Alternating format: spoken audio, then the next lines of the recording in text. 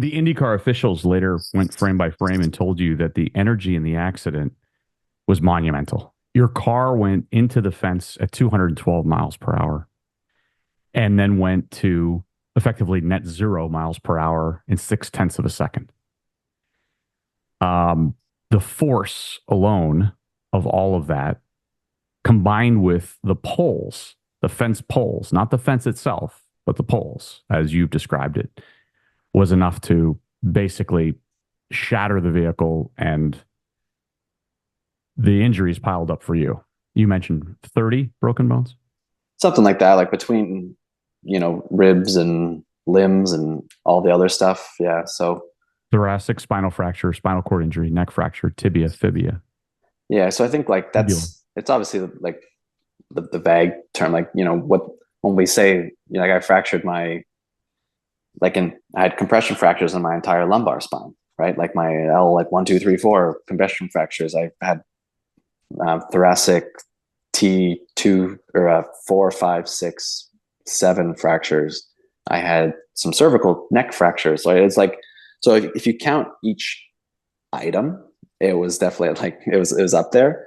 But yeah, I mean the biggest one, I had tibula and fibula fractures, both legs, right arm, both hands, ribs, and then yeah, my whole, call it my whole spine, really. Like each section of my spine had some trauma to it. So it was a long road ahead, because especially if we fast forward to a bit of the recovery journey, once I was taken out of my medically induced coma, I think it was 10 days 10 later. days. 10 days, yeah. Um, I was basically, for lack of a better word, kind of in a body cast. I had so much leg swelling. I was in external fixators in my legs because they couldn't operate on my legs from the swelling.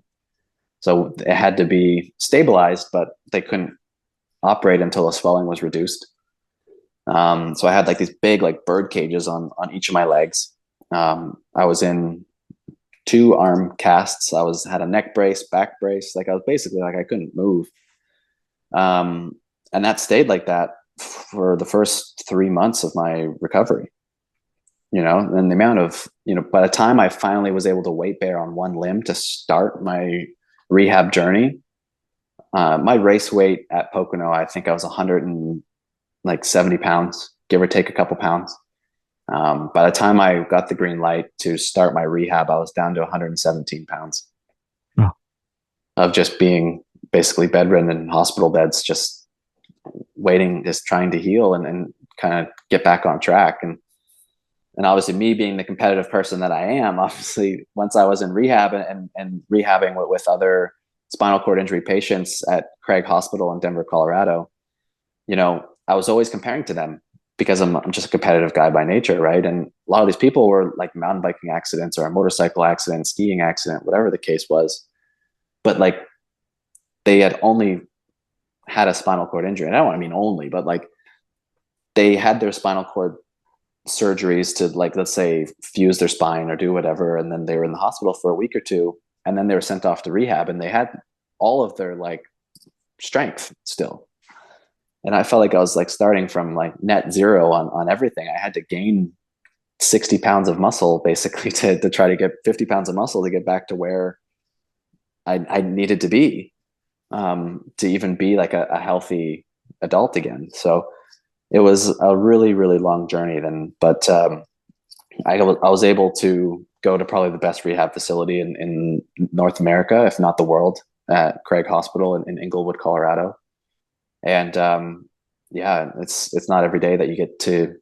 I treated it more like how I treated my career. I was given this opportunity, and I have to make the most of it, right? And as a determined hard worker, I started with high ambitions. I was working out 6 hours a day through rehab, just trying to get neurological reconnections, just trying to do anything that I could. And I finally started getting some muscle firings and some nerve sparks, and like things were trending in the right direction after months of just going blind down a hallway, like hoping that my body will start responding. And I got my first little toe flicker, and it was like the best day of my life. Like Carly, my wife, and I were just crying in our hospital room that like it's working. And then from there, it's like the world's your oyster. It's like, well, if that worked, everything's going to work, and I'm going to walk again, and I don't need a wheelchair anymore, and life's going to be great.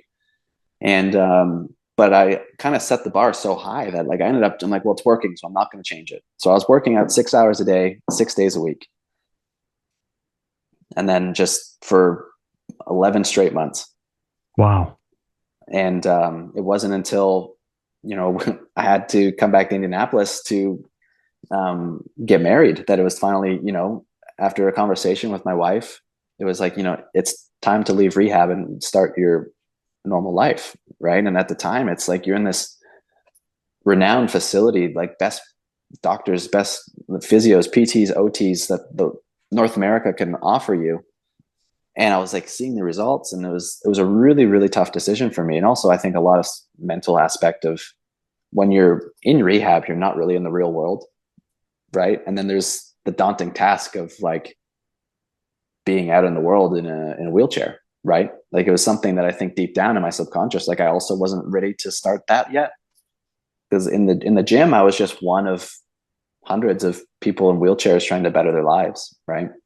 And then I'd go back to my hotel room or whatever and copy paste, rinse, repeat the next day and do the same thing again.